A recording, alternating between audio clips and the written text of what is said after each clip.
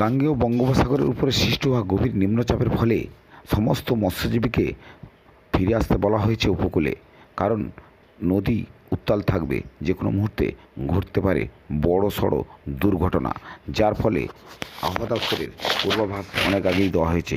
তবে মৎস্যজীবীর দায়িত্বে থাকা তিনি আমাদের প্রতিনিধিকে কী জানালেন শুনুন।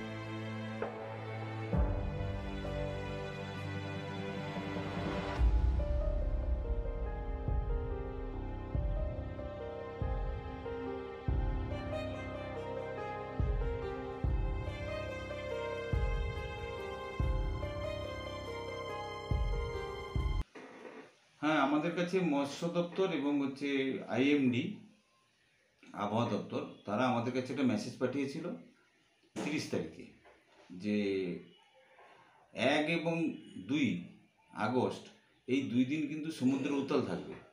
সে কারণে যেন সমস্ত ট্রলার সব উপকূলে তার আশ্রয়স্থলে চলে আসে।